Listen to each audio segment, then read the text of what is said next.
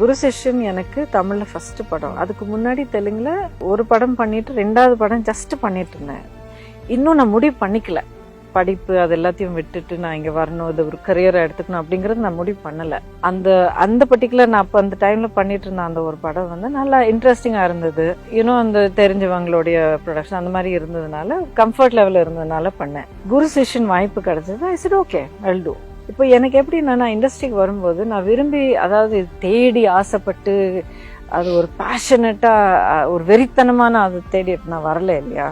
So யார் என்ன அப்படிங்கிறது ஒரு பெரிய அளவுக்கு எனக்கு தெரியல. இவங்க நல்ல பிரபலமானவங்க அப்படிங்களா, ஓகே. ஏன்னா வருஷத்துக்கு மிஞ்சி போனால் ஒரு படம் 2 படம் தான் பார்ப்பேன். அது என்னுடைய ஹொரைசன்ல இல்லை. Cinema was not on my horizon at all.